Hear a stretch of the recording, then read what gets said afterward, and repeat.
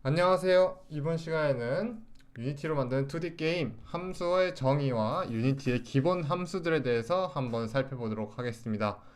이번 시간에 배우게 될 내용들은 C 언어를 학습하신 분이라도 이제 유니티의 함수들을 다루기 때문에 강좌를 들어주셔야 됩니다. 그래서 함수의 정의 부분을 빠르게 2배속으로 듣고 유니티 기본 함수들을 뭐 그냥 1배속으로 듣는 거를 저는 추천을 드립니다. 만약 C 언어를 이미 배우신 분들이라면.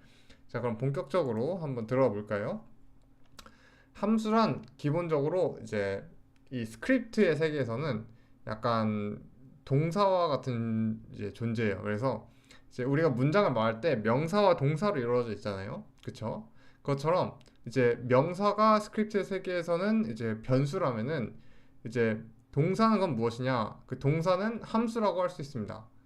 그럼 약간 이렇게 비유를 하니까 이게 약간 무슨 말이지? 이렇게 생각이 들 수도 있는데 구체적으로 이제 함수란 무엇인지 한번 설명을 드리자면 어떤 입력값을 함수에 집어 넣으면은 출력값이 나오는 게 기본적으로 함수의 정의입니다. 만약 수학을 공부를 해보신 분이라면 지극히 당연한 소리를 지금 저는 하고 있는 거예요. 네.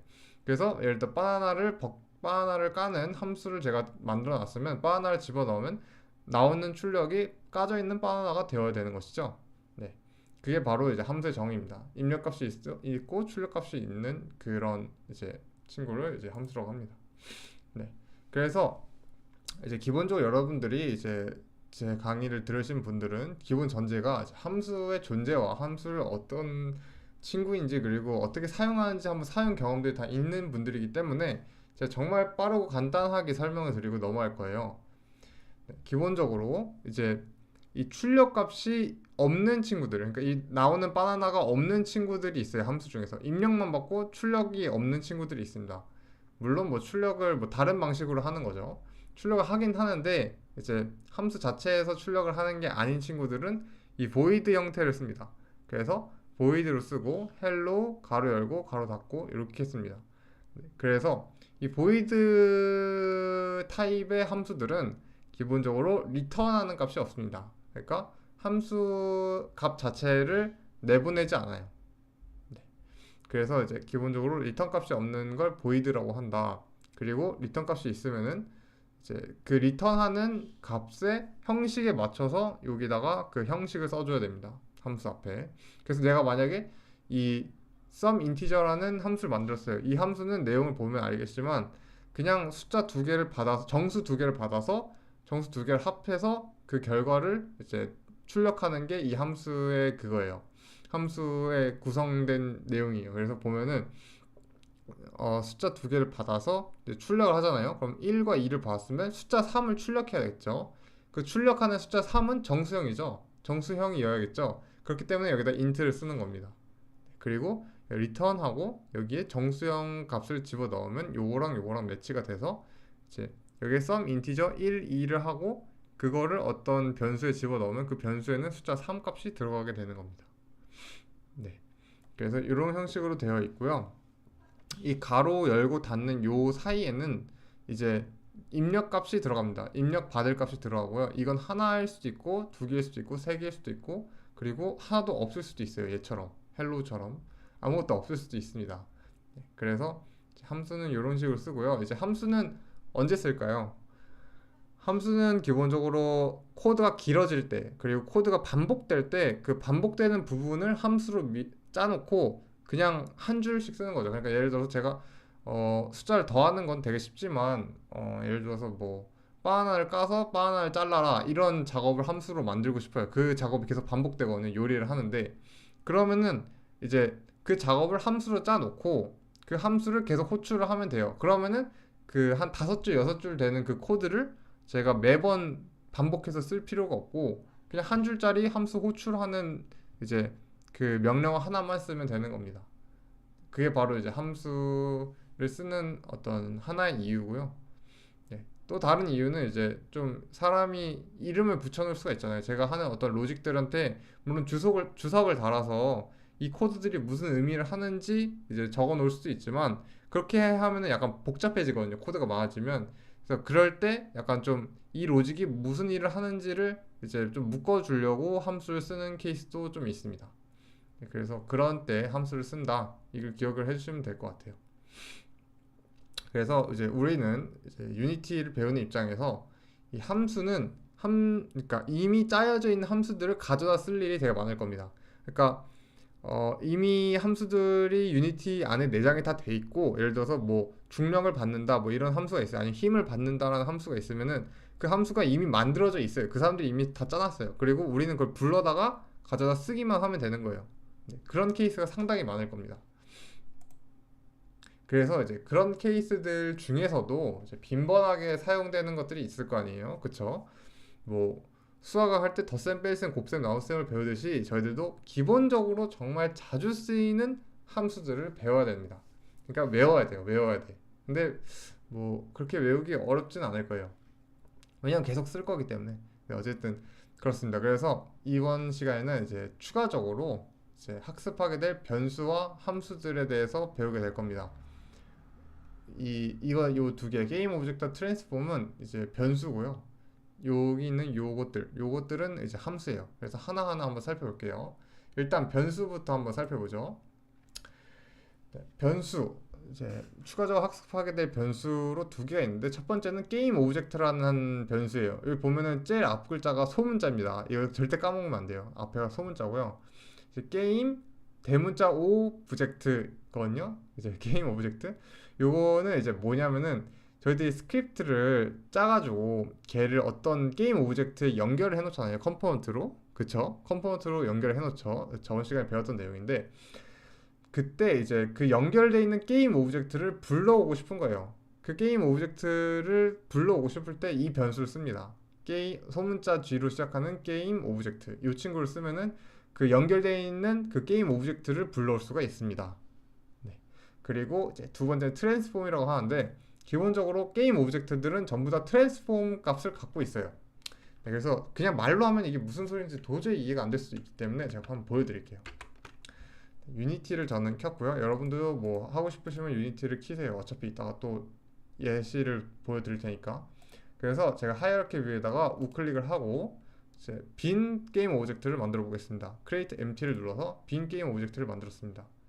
빈 게임 오브젝트를 만들었더니 오른쪽에 보시면은 인스펙터 뷰에 트랜스폼이 기본적으로 들어가 있습니다. 그쵸?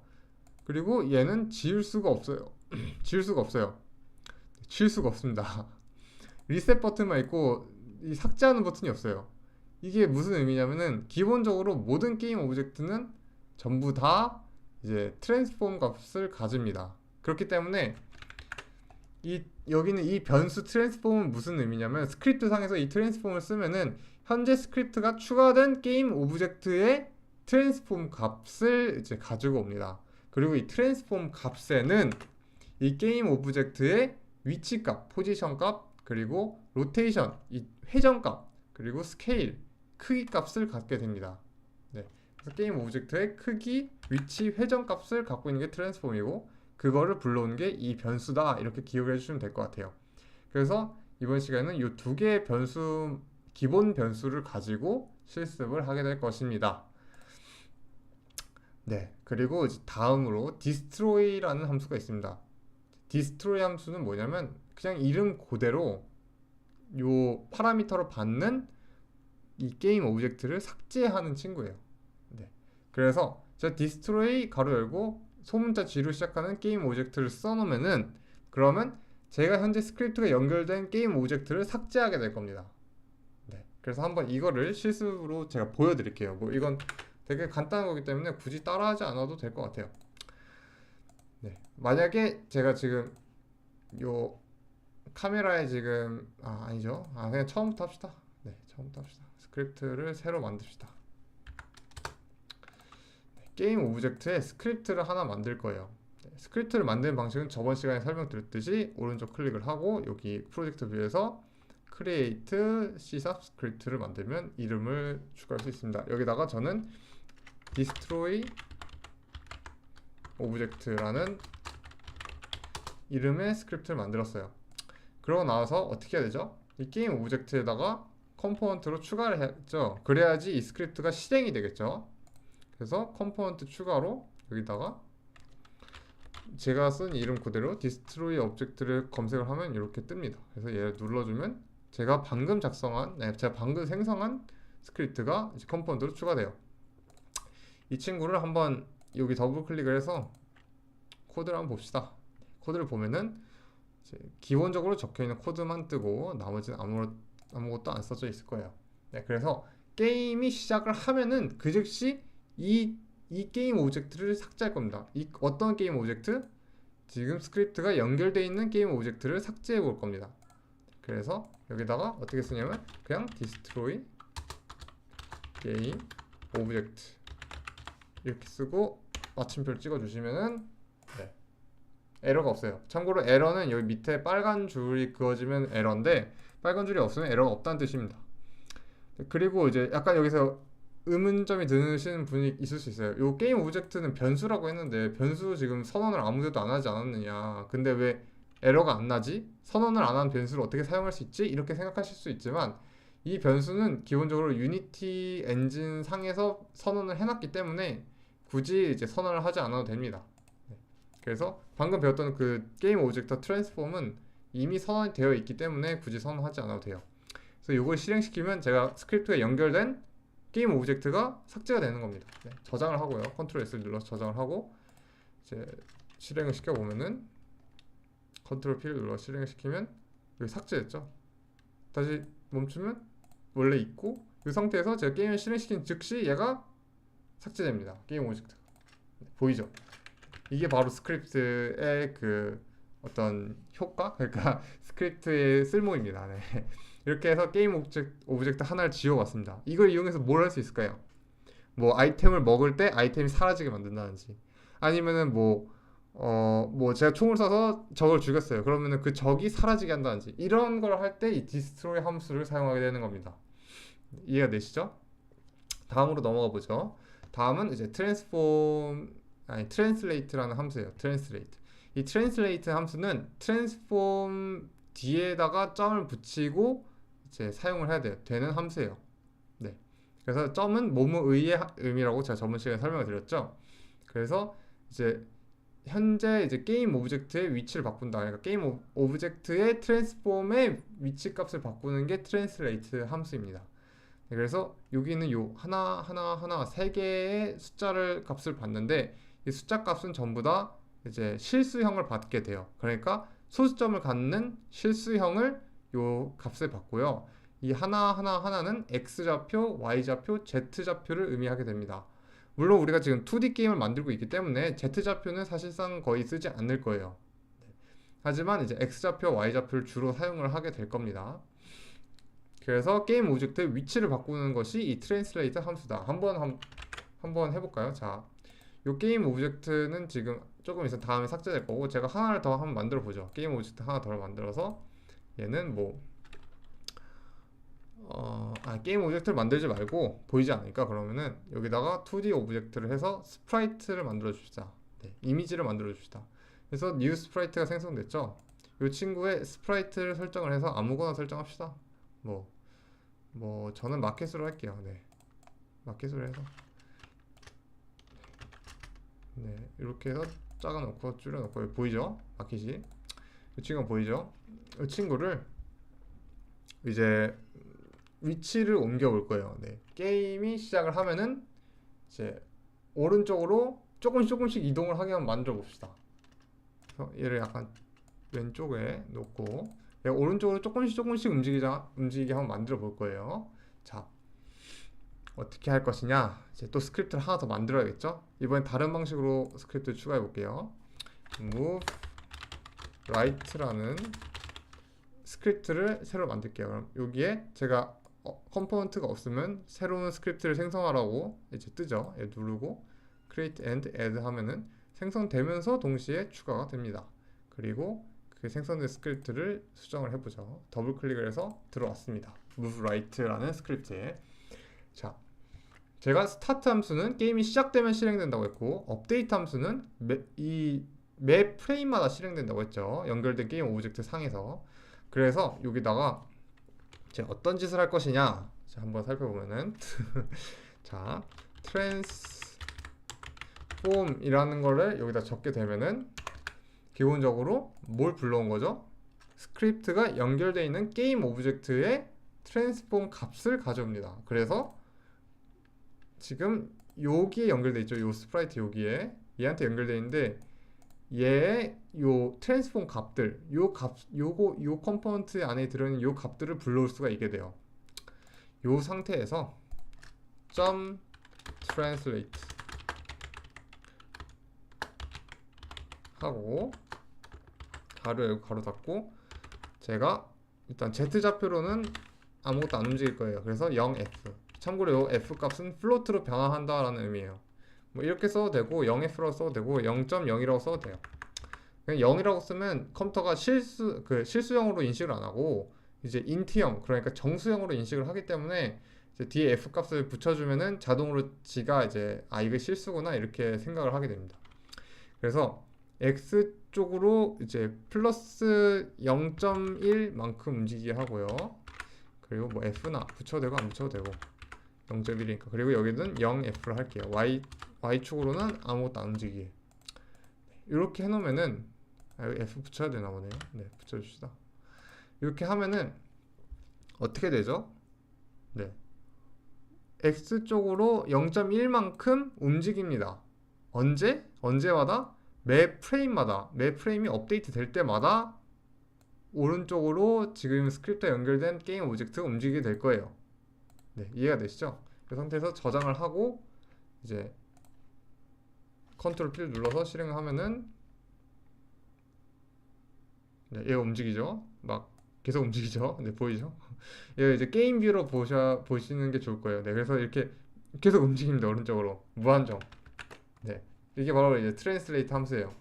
뭐 원한다면은 뭐 얘가 요 끝에 오면 다시 왼쪽으로 하고 요 끝에 오면 다시 오른쪽에 가고 해서 왼쪽 오른쪽 왔다 갔다 하게 만들 수도 있습니다. 어떻게 만들 수 있느냐? if 문을 이용하면은 뭐 그렇게 만들 수가 있겠죠. 얘가 현재 좌표가 x쪽으로 마이너스 1.99니까 뭐 만약에 트랜스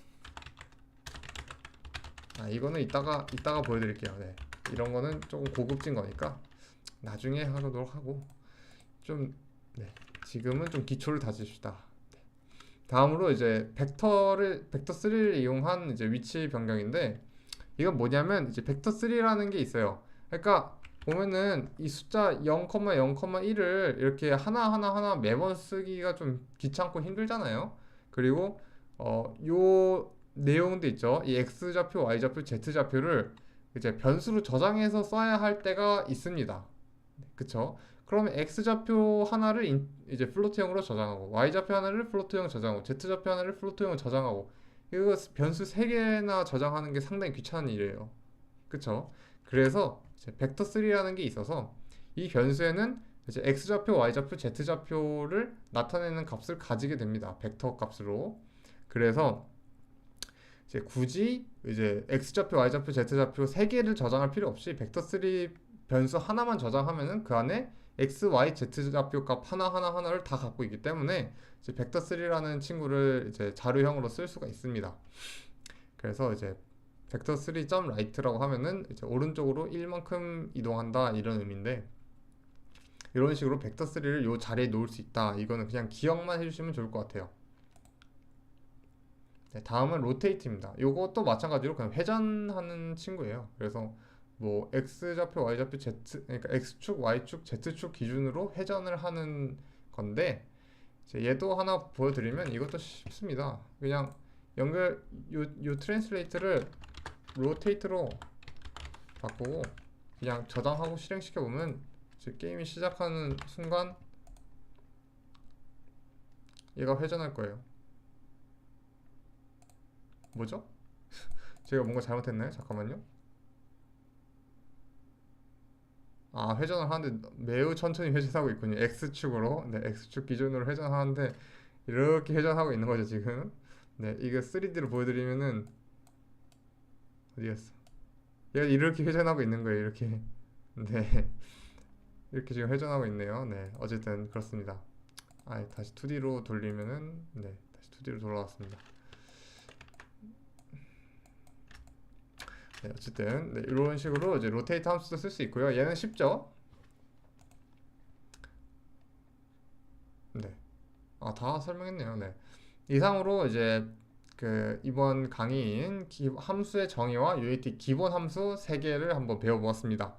다음 시간에는 이제 추가적인 기본 함수를 배우도록 할게요. 시청해주셔서 감사합니다.